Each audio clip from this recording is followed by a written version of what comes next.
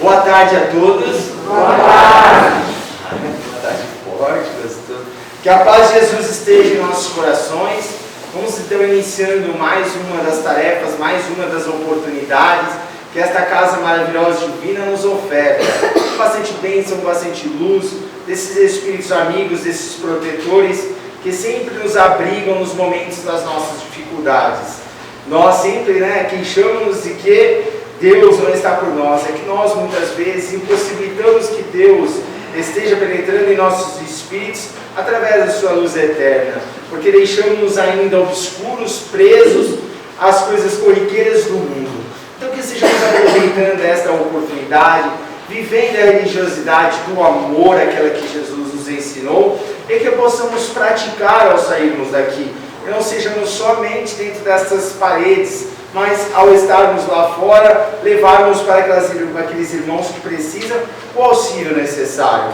Como sabemos, José de Moncoca, o nosso mentor da Casa de Caridade, que sempre nos auxilia, sempre nos dá força para prosseguir, que ele possa estar fazendo com que hoje possamos ter um dia maravilhoso e divino, porque, como sabemos, a Casa de Caridade é preparada constantemente, não é isso? Não só, como o Esmeraldo fala, não é preparada todos os dias, ela é preparada sempre, está sempre preparada.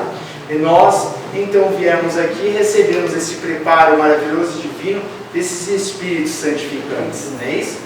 E, gente, hoje quem vai fazer a palestra vai ser nosso irmão Esmeraldo. Esmeraldo, desculpa. Nosso irmão Marcelo. Esmeraldo e Marcelo é um pouquinho de diferença.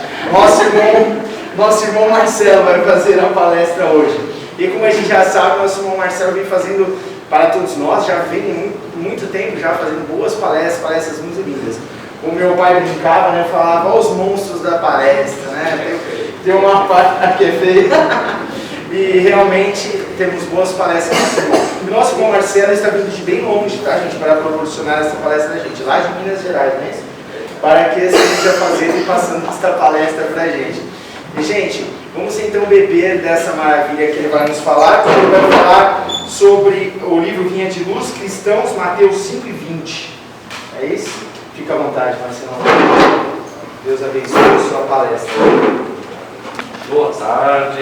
Boa tarde. Eu vou tirar a máscara, mas não se assusta, eu estou com uma barba aqui ensaiando.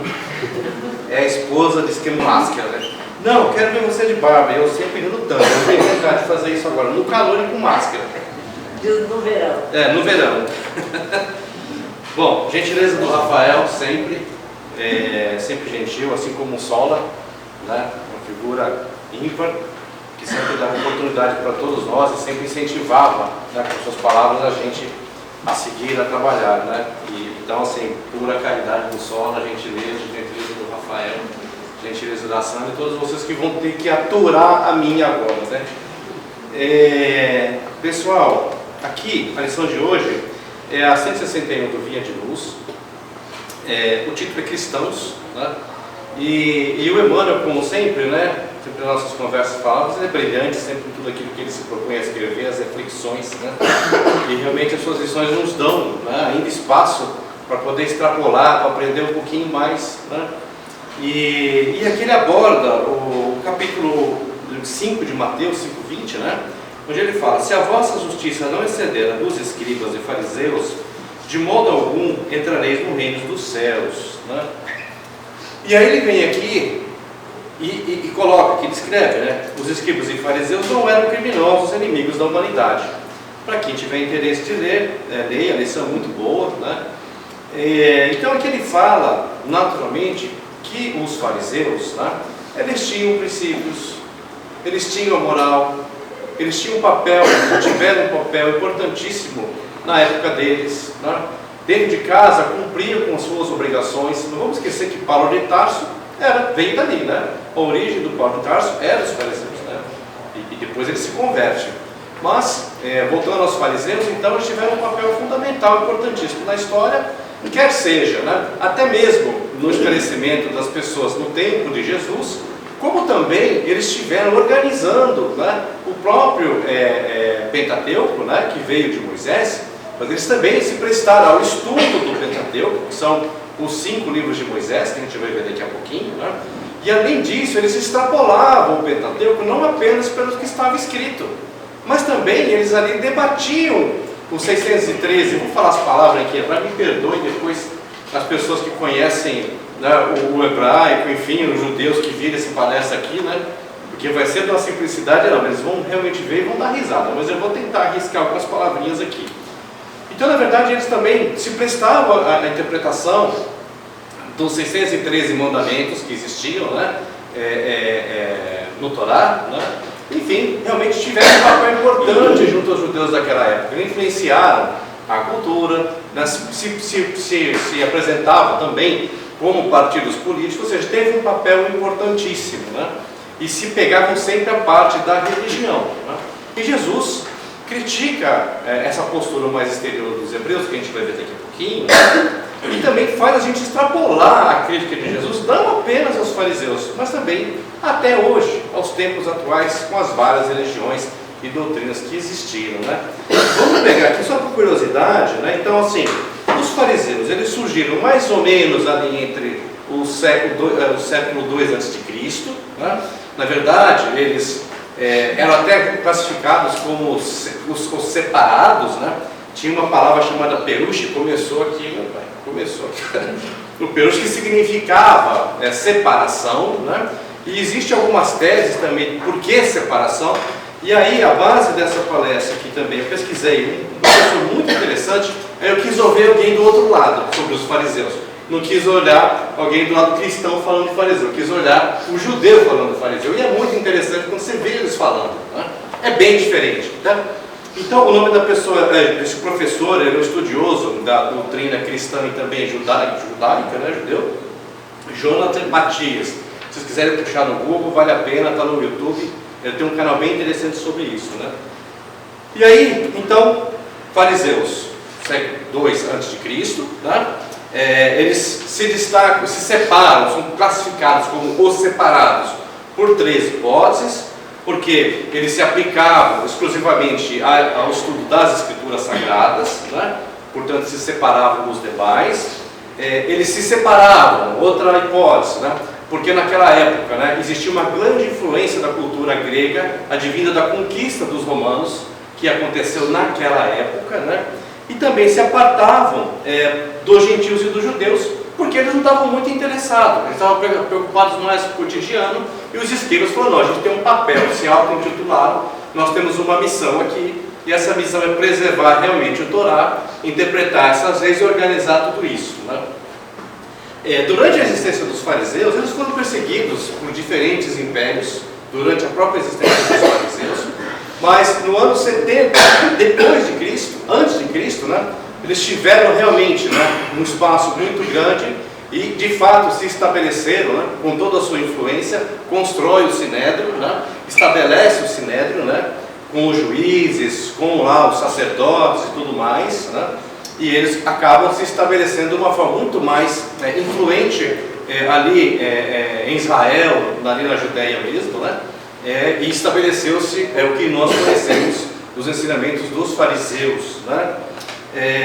Se dedicava, como eu falei, ao estudo do Torá, do Pentateuco, né? Bereshit, que é a Gênesis, o Shemot, que é o Êxodo, o Vaikra, que é o Levítico, o Bramidbar, que é o Números, e o Devarim, que é o Deuteronômio, né? Que foram os livros, né, escritos por Moisés na época da peregrinação, né?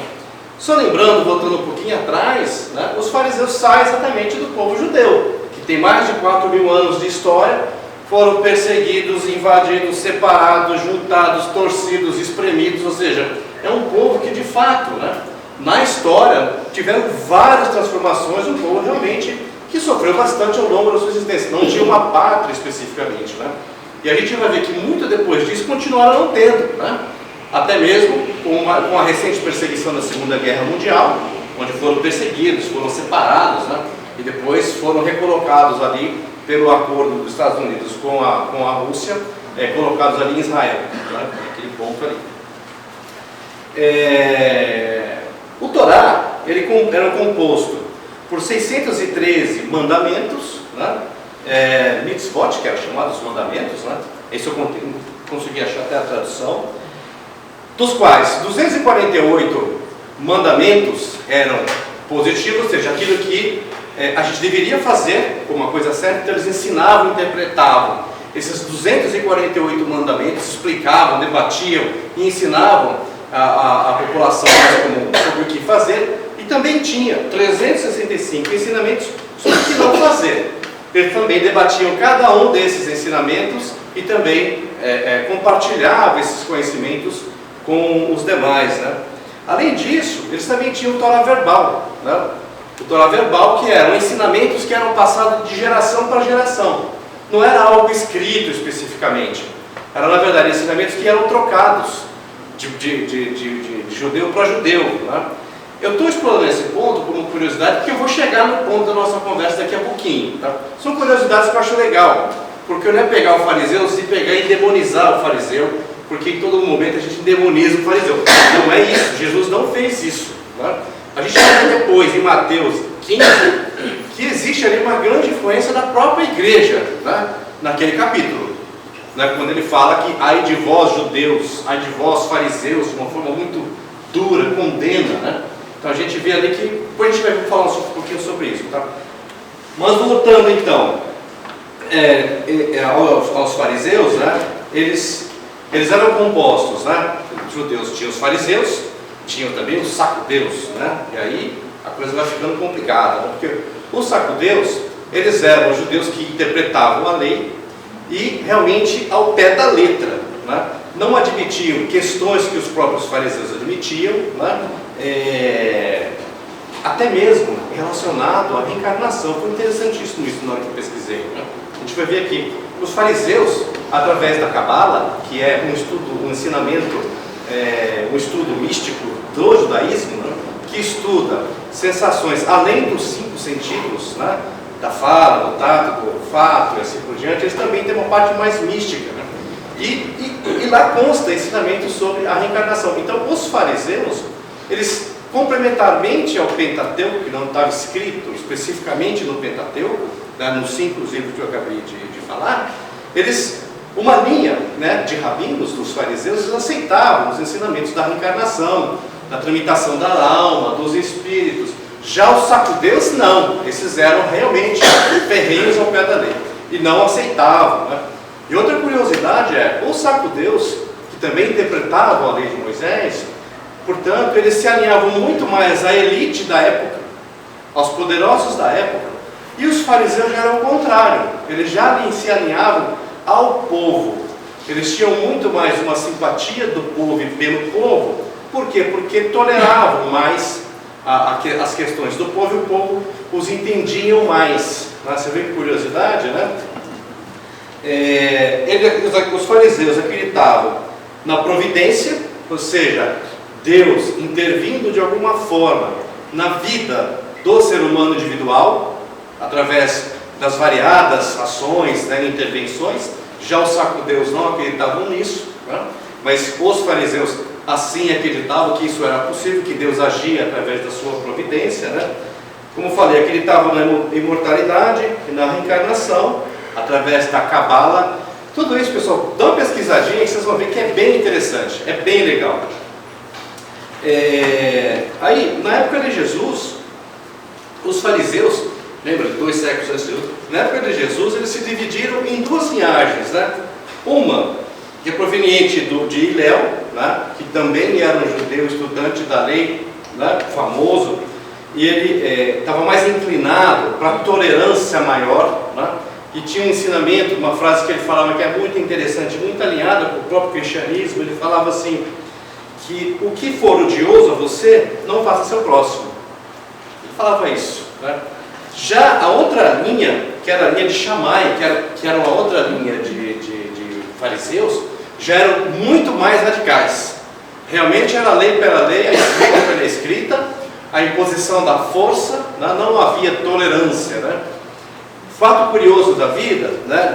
Segundo a religião, os entendidos, né? Diz que Paulo de Tarso, ele aprendeu, né, as escrituras de Moisés com um camarada chamado Gamaliel, que era neto do Hilel, que era o mais tolerante, né? Então, portanto, né, quando a gente lê isso aqui, a gente fala, então Paulo de Tarso ele era mais bonzinho, né? E segundo esse historiador, ele fala assim, olha, não existe nada que comprova que o Paulo de Tarso, ele realmente, né, tenha sido um discípulo do Gamaliel, ou seja, neto do Hilel, que era mais tolerante. Agora, lendo Paulo de Tarso, o livro, me parece que de fato ele era muito mais inclinado para o Shammai, que era na base do sangue da porrada, né, do que para a tolerância, né? Então o estudo é interessante, né? Não tem nada escrito, isso aqui é uma afirmação minha aqui, sem nenhuma profundidade, mas olhando o livro, o jeitão do Saulo, né? E olhando aqui quem era essa linhagem de Shammai, de fato, a gente conclui que de intolerante o Paulo não tinha nada no começo. Ele era um perseguidor, né?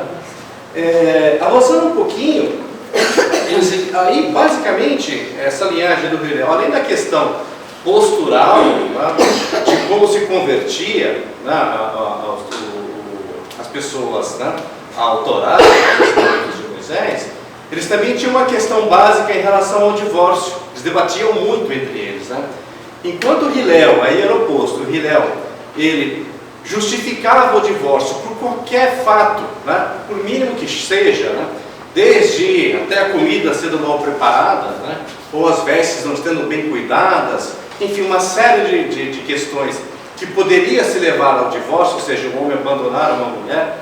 E aí naquela época era tão machista quanto eu estou falando agora, o homem abandonar a mulher, porque naquela época não tinha escolha da mulher, a mulher era abandonada, né? Em sendo abandonada era uma vergonha para ela, né? Já no Shammai era o contrário, ele só falava que existia uma hipótese possível de um homem abandonar uma mulher, que era em razão da traição mesmo, da fornicação, né? E aí, curiosamente, eu dei uma pesquisada, Jesus vem em Mateus 19:3 e fala também que quando naquele capítulo que ele é tentado pelos fariseus por várias, né, formas, eles abordam a questão do divórcio com ele, e ele fala, não, você só pode se separar em razão de uma traição, né? Imagine a confusão que já estava se estabelecendo com Jesus naquela época, né? Que além de questionar todo o culto externo dos fariseus, ele provocou intriga, porque ele concordou com o Shammai e não com o Hilel. Ele falou assim, só pode separar em razão de traição, né? Aí, indo um pouquinho mais adiante, né? Quando a gente olha para os fariseus, né, a grande divergência, acho que assim, então, que existiu com Jesus, né, era realmente o culto externo, né? Porque Jesus ele pegava bastante nessa questão. Falou, olha, fariseus, vocês de fato vocês fazem uma coisa boa, mas na verdade o que vocês estão fazendo é administrando todo o exterior, né? E quando a gente pega a história dessa questão dos fariseus e a importância que a religião teve, não no contexto religioso, mas no contexto político também, a gente começa a entender um pouquinho o porquê os fariseus acabaram indo para essa linha do exterior. Porque era importante para os fariseus daquela época, não estavam preocupados com o cunho religioso, mas mais com as tradições, para manter exatamente a tradição do povo judeu. Então eles se preocupavam muito mais com a forma do que com a essência. Se preocupavam. Tá saindo papel aqui, né? Estou suando pra caramba. A sobrancelha direita. A sobrancelha direita. Exatamente. Obrigado. Então se preocupavam de fato mais com a forma, né? Porque eles queriam manter a tradição do povo, um povo de quase 4.000 anos, né? No ano 70 a.C. tiveram uma relevância, uma influência, tiveram poder às suas mãos, né? Então de fato a questão externa do culto e do protocolo para eles era fundamental. E Jesus chega naquela época quebrando a banca, né? Quebra tudo. Ele fala, não, espera um pouquinho. Você pode comer sem lavar as mãos. Para os fariseus isso era realmente uma ofensa, mas sem tamanho. Porque eles tinham uma lei chamada Lei da Pureza. Essa Lei da Pureza pregava que o que você recebeu de Deus, você devia cuidar todos os dias com o maior zelo. Então o corpo era algo que você era obrigado de fato a zelar. Então por isso que os fariseus se preocupavam em lavar as mãos sempre antes de comer. Se lavavam as mãos depois do comer. Não tocavam em doentes, não permitiam que doentes tocassem neles. Porque essa lei, na verdade, o fazia com que assim o procedesse. E vem Jesus distribui pão para todo mundo, não lava a mão, os discípulos não lavam as mãos, o que era uma ofensa danada, e eles questionam. Se você for lá em Mateus 23, eles questionam, mas por que você faz isso? Porque quando Jesus fala, porque é mais importante o que sai pela boca do que entra. Você está preocupado com o que entra, eu estou preocupado com o que sai. Imagina a divergência. Então, essa questão protocolar era fundamental para os fariseus da época, né? E assim eles agiam porque acreditavam que de fato assim é que tinha que ser, e porque isso, afinal de contas, já estava dando certo há 200 anos, 2 séculos pelo menos, né? E, então, na verdade, esse ódio do fariseu para com Jesus foi aumentando, não, esse cara vai acabar com tudo, esse cara é um herege, não vai dar certo, eu tenho que acabar com esse negócio que ele vai destruir todas as nossas tradições, vai acabar com esse povo todo, não vai sobrar nada. E aí a história caminhou para aquilo que a gente já conhece, né? Não precisamos aqui explorar, não é nosso objetivo hoje explorar.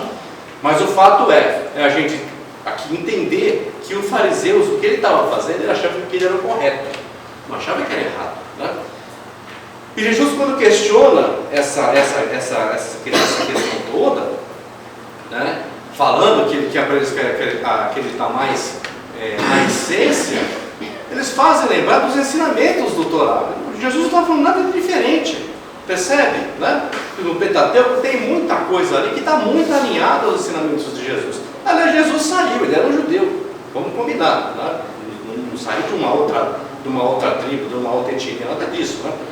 Então Jesus fala assim, olha, eu não vim aqui questionar a lei, eu vim aqui fazer com que vocês cumpram a lei, porque na verdade, nesse culto exterior, nesse orgulho que eles acabavam se afundando, os fariseus, esqueciam de fazer o bem, esqueciam de tolerar as diferenças, esqueciam de fazer a caridade, esqueciam de assistir aqueles que não lhe compartilhavam os pensamentos e os ensinamentos, eles assistiam, mas aqueles que eles compartilhavam a crença, a fé e assim por diante, né? Muito bem, após o desencarne de Jesus, né? 70 anos depois, Jerusalém é invadida, né, pelo general Tito, né, a gente sabe da história. Jerusalém foi destruído pelos exércitos, o próprio Sinédrio ali é destruído, né, pelos exércitos, porque o general Tito ele estava combatendo uma rebelião que estava acontecendo dentro de Jerusalém, e o Tito falou assim, bom, se eu entrar aí devagarinho, né, só com, por favor, dando gentileza, isso não vai dar certo. Então ele entrou e acabou com a cidade inteira, né? E a gente foi ver, então, o Sinédrio, né? Ele foi desmontado 400 anos depois do desencarne de Jesus, né? A forma que o Sinédrio se estabelecia com os sacerdotes e com os juízes. Teve uma figura que apareceu depois desse evento, Johann ben Zakkai. Esse Johann ben Zakkai, ele foi o último dos fariseus, ele depois dessa destruição, ele organiza os ensinamentos dos fariseus, estabelece perdi a palavra, deu branco, estabelece os ensinamentos, vou colocar assim, do rabino, né, que até hoje existe no judaísmo. Então tudo isso vem dessa época, foi ele que organizou. Então o que nós conhecemos dentro do judaísmo, oriundo dos fariseus, vem do Johann ben Zakkai. Não, Marcelo, mas que chatice, você já falou pra caramba, pra que você está falando disso? Vamos falar um pouquinho de cristianismo? Né? Quando a gente fala do cristianismo, a gente já falou várias vezes aqui da história do cristianismo, né? Quando da existência de Jesus, né? Durante a sua existência e pouco depois de sua morte, nós vamos encontrar os cristãos puros, né? Aqueles que realmente, né, se dedicavam ao ensinamento de Jesus, aqueles que realmente viviam a essência da sua lei, né, que realmente vivia a simplicidade, se doava de fato, né, ao próximo, vivia a caridade de uma forma acentuada, né? Então assim, mesmo contra as leis da época, eram perseguidos, mas mesmo assim eles estavam lá batalhando e tudo mais, né? Conforme a idade vai avançando, e aí lá na frente, quando é estabelecido, né, a religião cristã no Império Romano, nós vamos notar também o quê? Uma série de protocolos, uma série de pessoas ocupando cargos importantes, né, de liderança religiosa, né, se aliando ao poder romano naquela época, né? E aí, começando a existir o quê? Os vários protocolos eclesiásticos que a gente dá notícia até hoje na igreja. Esse culto da igreja, se há um mérito que a igreja tem, católica tem, que eu sempre penso sobre isso, ela manter essa liturgia por 2000 anos. Isso não é trabalho para amador, isso é trabalho para profissional. Ela manteve essa liturgia. Não estou aqui julgando se é certo ou se é errado. Essa coisa a gente vai deixar para o fechamento da nossa conversa. Mas a liturgia, ela foi respeitada, né? O concílio de Nicéia, que a gente já falou em outras palestras aqui, o estabelecimento do Papa, o Papa se aliando com o Império, aquela questão toda, as missas, tudo isso são protocolos e são formas que, equivalente aos fariseus, não é muito diferente dos fariseus, existe até hoje, né? E derivado do pensamento cristão, e aí não estou falando mais de Jesus, porque infelizmente, né, os ensinamentos de Jesus foram extremamente deturpados, mesmo dentro do Novo Testamento que hoje a gente olha. Se a gente for ler ali, a gente vai achar muita coisa que não conversa com a personalidade e com o jeito de Jesus ser, né? Ali há alguma violência até na sua fala. Se a gente pegar 15, 23 até 30 de Mateus, a gente vai encontrar uma exposição extremamente dura aos fariseus, porque não conversa com a tolerância, com o amor, com a piedade, com a misericórdia de Jesus. Naturalmente que a gente sabe que Jesus em alguns momentos tinha uma fala de choque para realmente trazer a reflexão, mas em nenhum momento a gente consegue admitir, nesse anjo de bondade, né, afirmações duras, afirmações taxativas, afirmações radicais. Em Mateus 15, 23 até 30 a gente vai encontrar essa fala, quando falar de vós, fariseus, né? Porque, voltando em Mateus 5, 20, a gente vê Jesus falando sobre o que, né? Fechei a lição, isso foi para mim aqui, né? Se a vossa justiça não exceder a dos escribas e fariseus, portanto, escribas e fariseus tinham justiça. Ele falou, se não exceder. E quando a gente vê aqui na lição do próprio Emmanuel, ele fala, os escribas e fariseus não eram criminosos nem inimigos da humanidade, né? Cumpriam deveres públicos e privados, respeitavam as leis estabelecidas, reverenciavam a revelação divina, atendiam aos preceitos da fé, jejuavam, pagavam impostos, não exploravam o povo. Lembra que eu falei? Os fariseus, eles se aliavam ao povo, eram simpatizantes ao povo, diferente dos sacudeus. Então, não exploravam o povo. Naturalmente, em casa, deviam ser excelentes mordomos do conforto familiar. Eles faziam aquilo que era o certo e seguiam aquilo que eles achavam que era correto.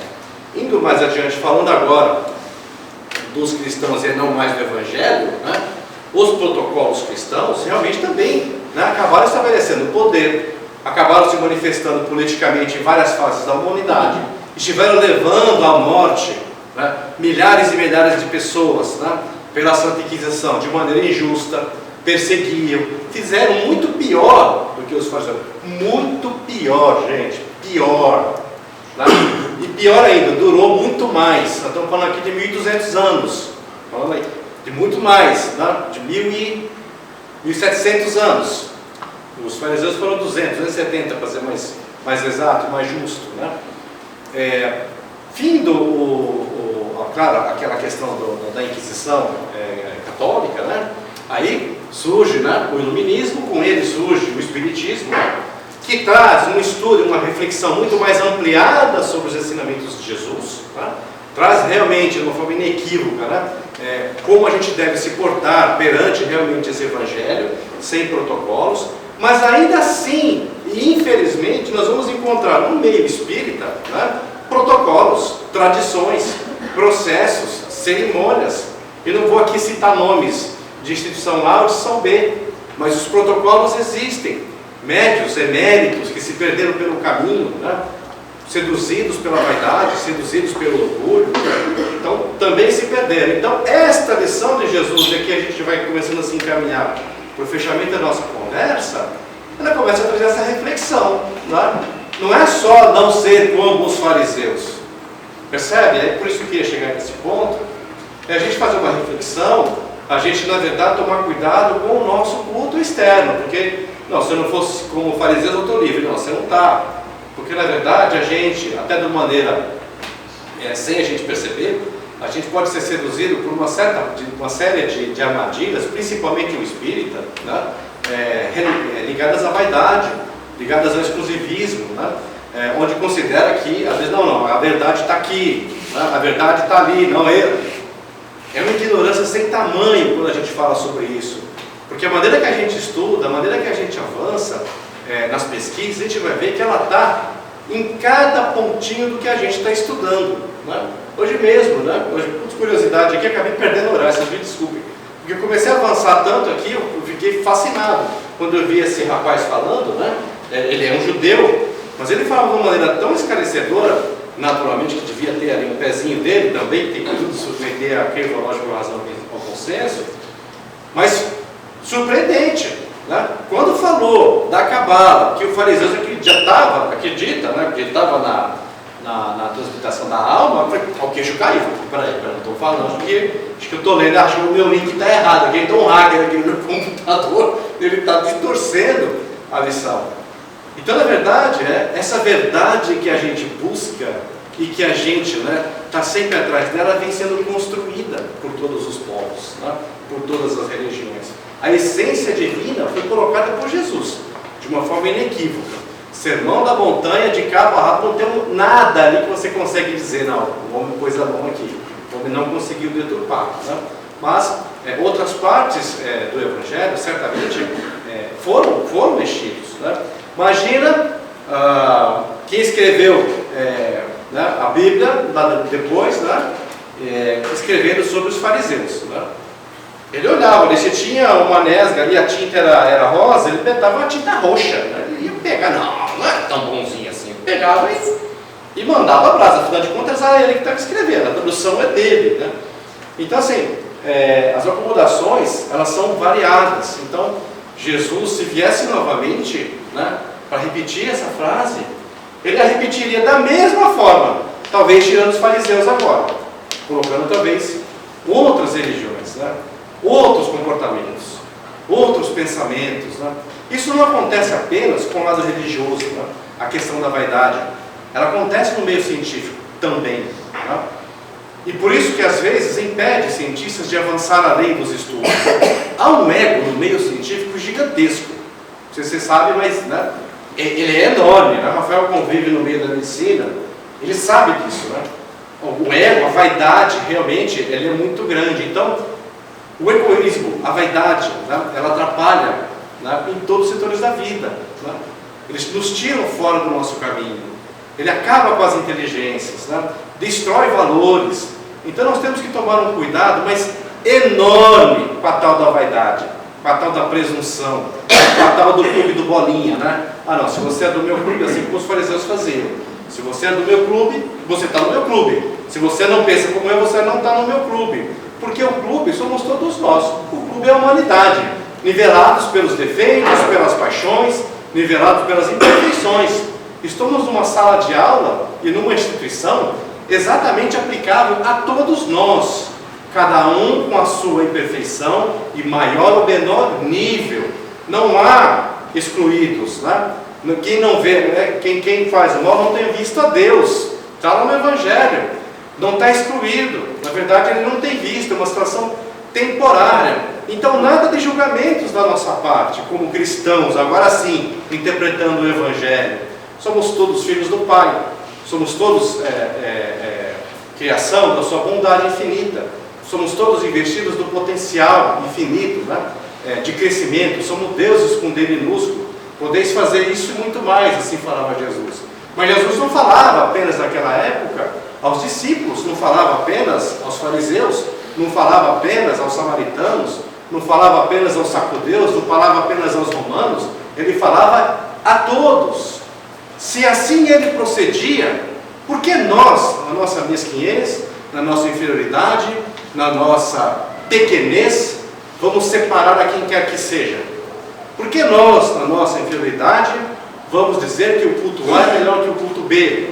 Por que nós, na nossa inferioridade, vamos julgar as pessoas? E por que nós, conhecedores do Espiritismo, que nos descerra as portas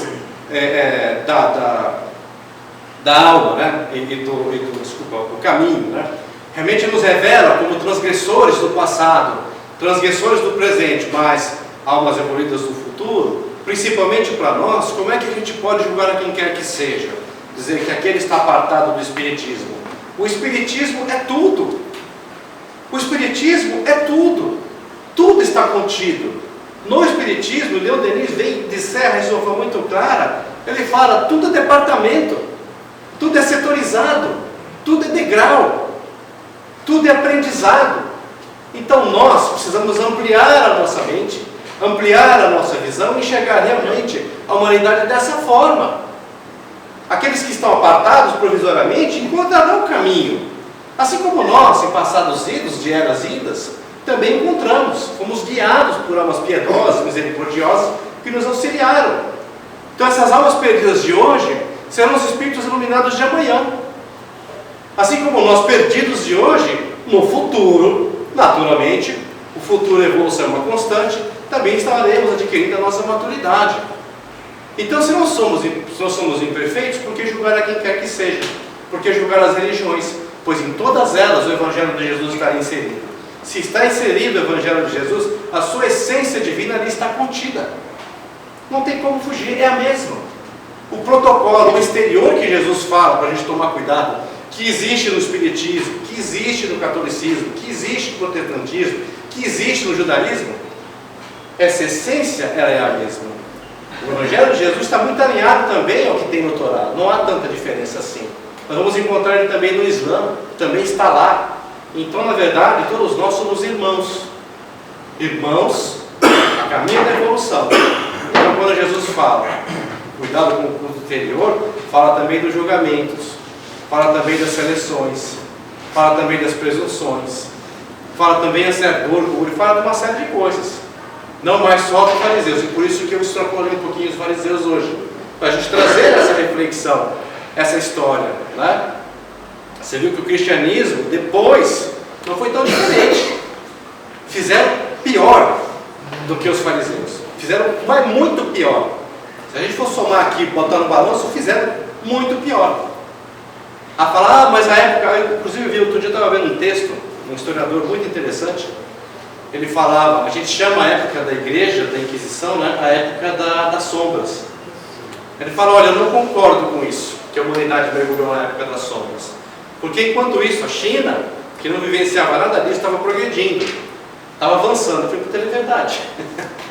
O catolicismo não ficou na Europa, ele não chegou aqui, não chegou na China, né?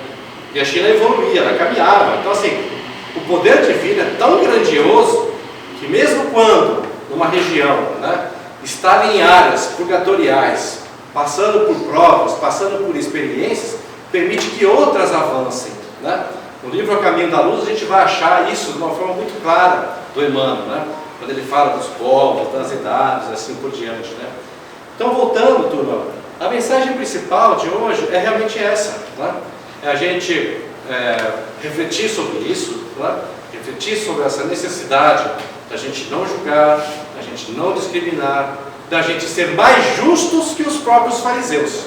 E aí é interessante, porque eles eram meticulosos. Se é um povo, na história da humanidade, que vivia realmente uma meticulosidade em relação ao que estava escrito, que se pegavam de fato ao texto, que organizavam aquilo e que tentavam fazer com que aquilo fosse cumprido, eram os fariseus. Não teve outro na história igual eles, né? Essa foi a grande contribuição deles. Então quando Jesus fala, você tem que ser mais justo que eles, ele está elevando a barra, né? Está elevando a barra porque você tem que ser justo, tanto na forma quanto na essência, né? Ou seja, ser justo é uma palavra, né, dificílima. Como eu posso ser justo? Ah, você não foi justo, você não é justo. Como ser justo, né? Ser justo é olhar com pensamento caridoso, compreensivo, tolerante e amar a todos o nosso próximo e a nós também. Não é isso? Então ser justo passa por isso, por esse ensinamento. Então temos que ser mais justos que os fariseus, né? Então assim, turma, fechando a nossa conversa, é isso. Eu trouxe a reflexão dos fariseus meramente para a gente poder fazer essa reflexão, essa analogia com o catolicismo, com o próprio espiritismo, que a gente não pode negar que há de fato muita coisa protocolar girando por aí, que está muito aquém da essência que os grandes protagonizadores do Espiritismo trouxeram, Kardec, Gabriel Delane, Denis e tantos outros, está muito fora. Tá? Uma curiosidade, falando de Espiritismo, né? Eu estava falando, aí eu achei no Instagram, um tal de professor Laí. Né? Aí esse professor Laí, ele está lá, tem umas frases do professor, umas frases do Espiritismo, criticando o Espiritismo e tal, porque o espírita se coloca de uma maneira muito diferente dos demais, porque ele acha que ninguém se salva se o Kardec falou que era fora. E aí eu me incomodei com aquilo, né? Falei, puxa, o cara escreveu esse negócio aqui, né? Eu entrei lá no Instagram do cara e comecei a comentar também, e a comentar, ó, meu amigo, você tá mal esclarecido, né? Você não viu isso, você não viu aquilo. Pá. Respondi uma, respondi duas, respondi três, e aquilo começou a virar um problema. Porque aí aquelas pessoas que apoiavam a ideia do tal Laí, né, eles começaram a mandar mensagem para mim. Aí eu pensei, falei, não, eu estou perdendo meu tempo. Porque esse cara está muito mais preocupado exatamente com essas manifestações do que com a verdade. Porque um post no Instagram de 5 linhas não pode resolver uma questão que livros e livros e mais livros e pesquisadores, historiadores resolveram. É de uma superficialidade gigantesca. Né? Falei, bom, então não posso me preocupar com isso, porque aqui só tem banalidade. Não está preocupado com a verdade, está preocupado efetivamente com os likes do Instagram. Mas aí tem uma parte que me fez refletir. Né? Porque várias vezes ele falou, o espírita é arrogante, o espírita ele acha que ele é único, o espírita, e começou. Aí eu falei, onde é que a gente está errando como espírita? Porque ele falou, mas que teve seguidores que apoiou, onde é que nós estamos errando como espíritas? O que nós estamos fazendo de errado para merecer essa crítica? Será que estamos demonstrando o que nós temos que demonstrar de fato? Porque ele falou que a gente era polido, que nós tínhamos verniz, mas que na vida real, como os fariseus, não agia da mesma forma. Então, assim, aquele camarada está ajudando.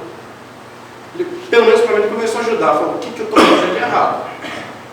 Qual é a mensagem que eu passo? Não pelo que eu digo, mas pelo que eu falo e pelo que eu faço.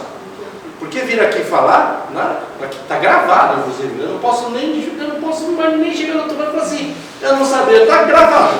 Ele vai falar, vai ao YouTube, tal, puxa lá que você vai ver. Está lá, gravado, inclusive. Não posso nem, não tem como. Mas o cara, de fato, fez uma crítica. E aí que a gente tem que olhar, assim, qual é a essência do que está me chegando. Então esse tal Laí, que de uma forma realmente superficial, né, sem profundidade nenhuma, está fazendo as críticas dele, se pega realmente em partes do que Kardec diz, e ele vai lá e diz, né, faz um texto criticando, coisa e tal, né, realmente o irmãozinho está vivendo a experiência dele, né, mas vale a mensagem. Qual é a mensagem que, como espírita, eu tenho passado para as pessoas? Qual a leitura que as pessoas têm feito de mim? Principalmente os jovens. Não adianta eu querer ensinar os jovens como eu aprendi. Não adianta, pessoal, não adianta. Vamos parar com essa questão que eu era mais feliz na minha época. Para com isso.